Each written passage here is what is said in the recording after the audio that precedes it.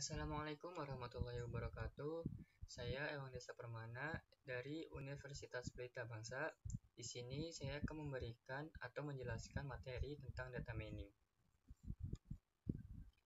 Materi data mining yang saya akan bahas di sini yang pertama yaitu tentang apa itu data mining, yang kedua crispy for data mining, dan yang ketiga yaitu dataset. Yang pertama, apa itu data mining? Data mining adalah proses penggalian data untuk menemukan pola-pola penting yang bisa menjadi informasi bermanfaat, khususnya bagi pemilik bisnis. Contohnya, seperti menemukan pola perilaku konsumen dari kumpulan data konsumen pada periode waktu tertentu. Dengan mengetahui pola perilaku konsumen, pemilik bisnis tentu bisa menyesuaikan strategi bisnis mereka, sehingga mereka dapat membuat keputusan berdasarkan fakta di lapangan. Fungsi data mining. Pada dasarnya, data mining mempunyai 4 fungsi utama, yaitu yang pertama prediksi, yang kedua deskripsi, yang ketiga asosiasi, dan yang keempat klasifikasi. Fungsi yang pertama prediksi, fungsinya yaitu setelah menemukan suatu pola dari kumpulan data, pola tersebut digunakan untuk memprediksi hasil yang terjadi di periode berikutnya. Fungsi deskripsi, fungsinya untuk memahami karakteristik utama dari suatu data. Fungsi asosiasi berfungsi untuk menemukan hubungan antar data, sehingga bisa tahu apakah karakteristik suatu data dapat mempengaruhi data lainnya. Fungsi yang keempat yaitu fungsi klasifikasi, fungsinya untuk memberikan atribut tertentu pada suatu data. Jadi, datanya lebih mudah untuk diinterpretasikan. Walaupun tiap fungsi praktiknya berbeda, tapi tujuan akhirnya tetap sama, yaitu mempermudah pemilik data untuk memahami makna datanya. Yang ketiga, terdapat metode data mining. Metode data mining yang saya akan bahas, saya ambil dari kasus pemilik bisnis. Metode data mining yang pertama yaitu memahami tujuan data mining. Pertama-tama, pemilik bisnis harus mengidentifikasi apa yang bisnis butuhkan, karena langkah ini dapat menentukan arah data miningnya. Contohnya, misalkan bisnis sudah melakukan promosi selama berbulan-bulan, tapi belum juga mendapatkan hasil yang diinginkan, sehingga pebisnis ingin mengetahui pola pembelian target konsumen. Dengan memahami pola pembelian, pebisnis bisa menyajikan produk dan layanan yang sesuai dengan minat konsumen. Yang kedua dari metode data mining terdapat mengumpulkan data. Selanjutnya, pebisnis perlu mengumpulkan data yang relevan dengan tujuan data miningnya. Jika pemilik bisnis ingin mengetahui pola pembelian target konsumen, pebisnis perlu melakukan riset pada orang-orang yang berpotensi menjadi konsumen produk. Contoh paling sederhana adalah dengan menyebar kuesioner. Setelah pebisnis memperoleh datanya, pebisnis perlu memasang label pada tiap datanya, sehingga proses identifikasi data bisa lebih mudah. Pemilik bisnis juga bisa menemukan data yang tidak sesuai dengan kriteria risetnya. Yang ketiga dari metode data mining terdapat menyiapkan data. Agar informasi yang diperoleh benar-benar akurat, pemilik bisnis harus melewati fase persiapan data terlebih dahulu. Artinya, pemilik bisnis harus memastikan bahwa data yang digali memang sudah lengkap. Contohnya, saat mengecek data identitas konsumen, pemilik bisnis harus tahu apakah ada yang namanya kosong atau mungkin ada data yang belum memiliki label. Semakin lengkap data yang pebisnis miliki, semakin kredibel informasi yang akan pemilik bisnis dapatkan. Jadi, pastikan datanya sudah layak untuk diproses. Yang keempat dari metode data mining yaitu proses modeling. Setelah datanya dipersiapkan, pemilik bisnis bisa langsung mencari pola yang ada di dalam datanya. Tapi, kenapa langkah ini disebut sebagai modeling? Karena proses pencarian pola biasanya dilakukan dengan menggunakan model matematika. Dengan menggunakan model matematika tertentu, pemilik bisnis bisa langsung melakukan testing pada set datanya. Sebelum melakukan pencarian pola, pastikan model matematika yang pebisnis gunakan relevan dengan tujuan data miningnya. Yang Yang kelima dari metode data mining yaitu evaluasi pola.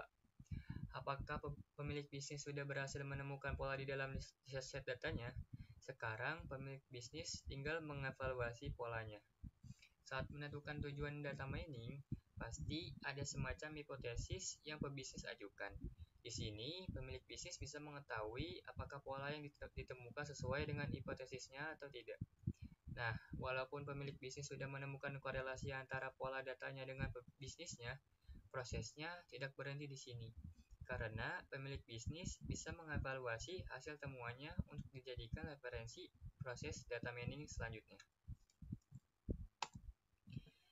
Yang keenam dari metode data mining yaitu penyajian data.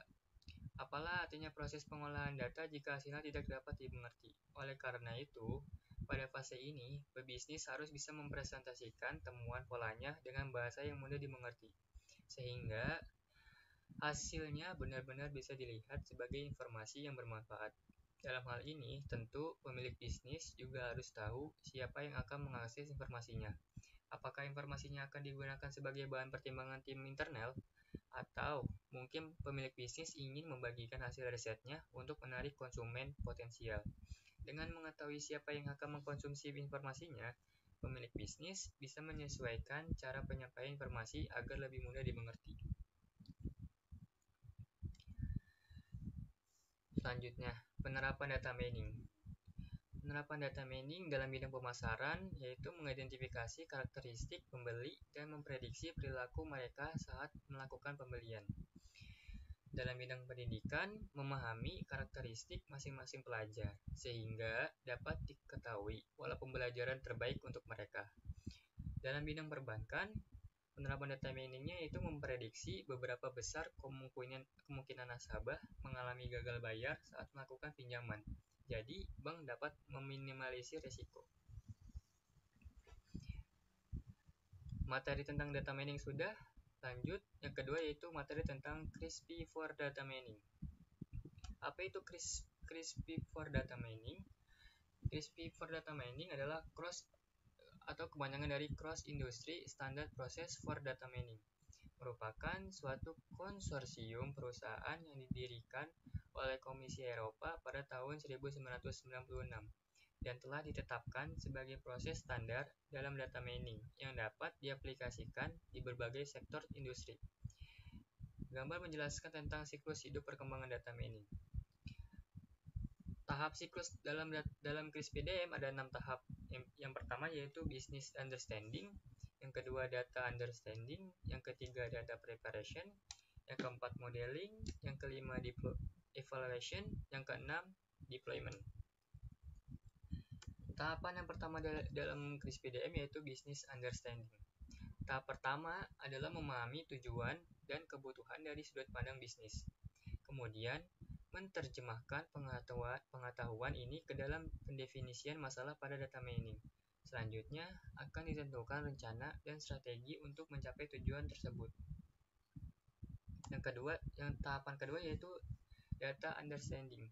Tahap ini dimulai dengan pengumpulan data yang kemudian akan dilanjutkan dengan proses untuk mendapatkan pemahaman yang mendalam tentang data, mengidentifikasi masalah kualitas data, atau untuk mendeteksi adanya bagian yang menarik dari data yang dapat digunakan untuk hipotesa untuk informasi yang tersembunyi.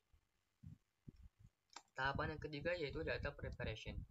Tahap ini meliputi semua kegiatan untuk membangun dataset akhir atau data yang akan diproses pada tahap pemodelan dari data mentah.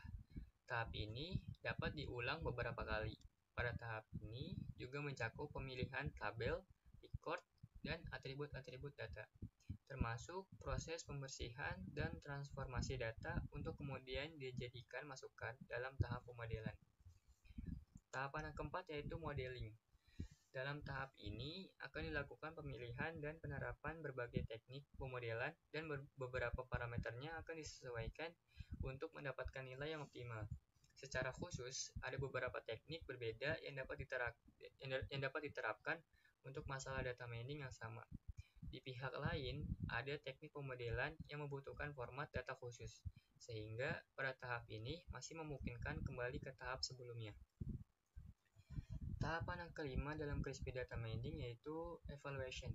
Pada tahap ini, model sudah terbentuk untuk diharapkan memiliki kualitas baik jika dilihat dari sudut pandang analisa data.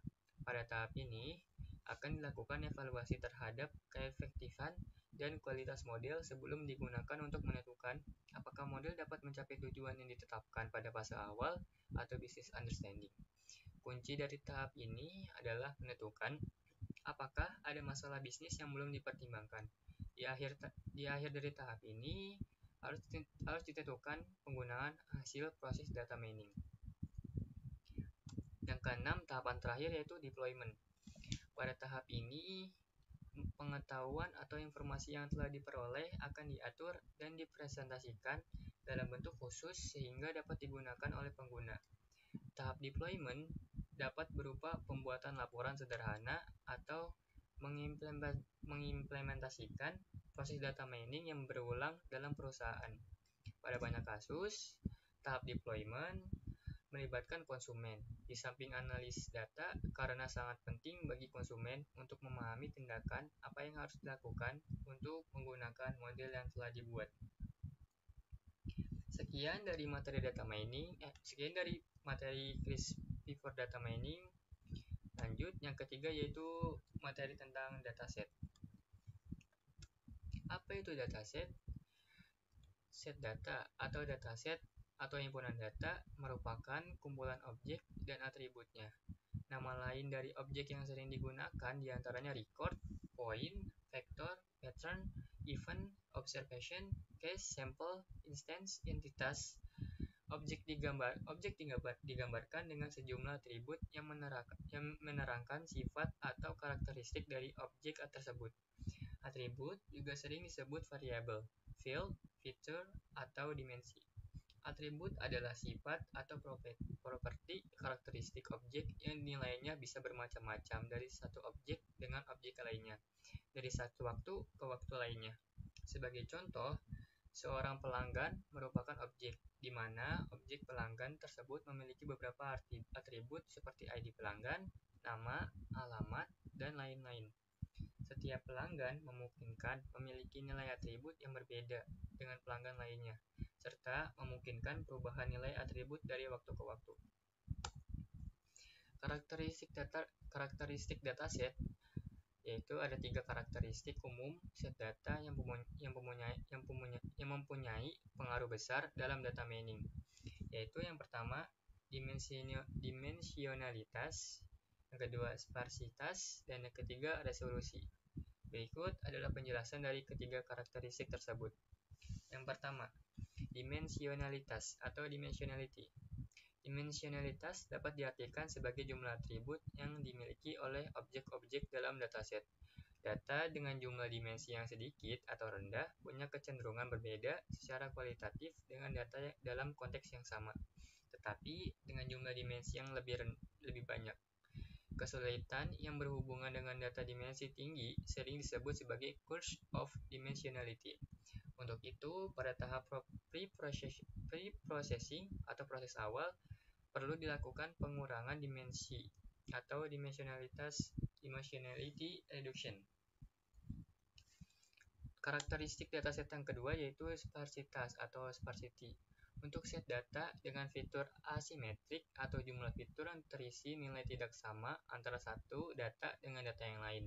Banyak atribut data mempunyai nilai 0 di dalamnya dalam banyak kasus. Kurang dari 1% mempunyai nilai bukan 0.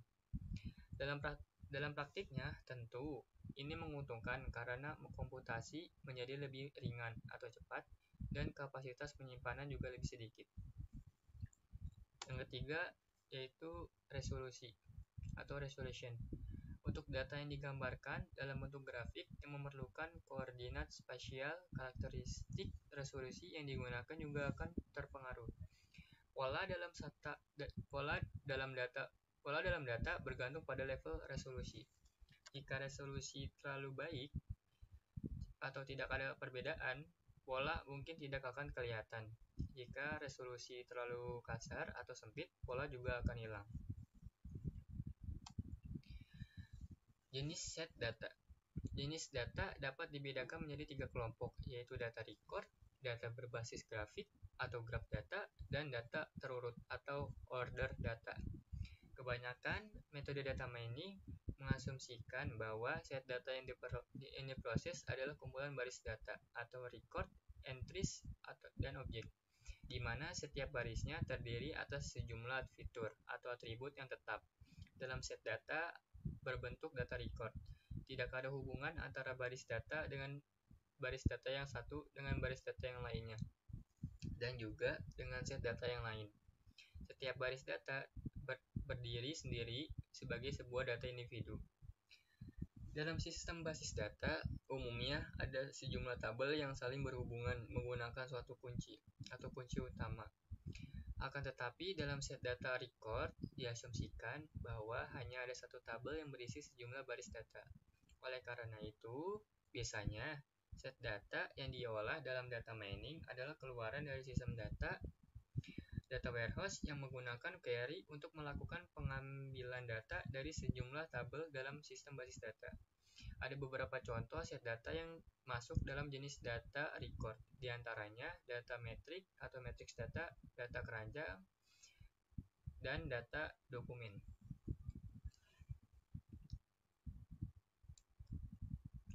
Yang pertama, data metrik. Jika set data berisi kumpulan data yang mempunyai sejumlah atribut atau fitur numerik yang sama, set data tersebut dapat dipandang sebagai vektor dalam wilayah multidimensi, di mana masing-masing dimensi menyatakan satu atribut yang berbeda. Sekumpulan data metrik dapat diinterpretasikan sebagai matriks MXN, di mana M adalah jumlah baris atau satu baris menyatakan satu record atau objek, dan N adalah jumlah kolom, di mana satu kolom menyatakan satu atribut atau fitur. Dapat dilihat dalam tabel di bawah, yaitu contoh data metrik. Yang kedua yaitu data transaksi atau data keranjang. Data keranjang belanja atau data transaksi adalah set data yang setiap recordnya berisi sejumlah item, dan jumlah item untuk sebuah transaksi bisa berbeda dengan transaksi yang lain. Contohnya bisa dilihat pada kasus keranjang belanja di pasar atau supermarket, di mana setiap pembeli melakukan pembelian barang yang jumlah dan jenisnya bisa berbeda dengan pembeli yang lain. Contoh dari data transaksi adalah sebagai berikut. Yang terakhir yaitu data dokumen. Setiap dokumen merupakan satu vektor atau term. Tiap term merupakan satu komponen atau atribut dari vektor tersebut. Nilai dari setiap komponen menyatakan berapa kali kemunculan term tersebut dalam suatu dokumen. Contohnya adalah yang di bawah, tabel data dokumen.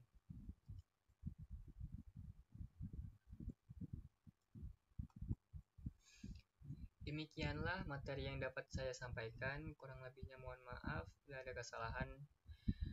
Wabillahi taufiq wal hidayah. Wassalamualaikum warahmatullahi wabarakatuh.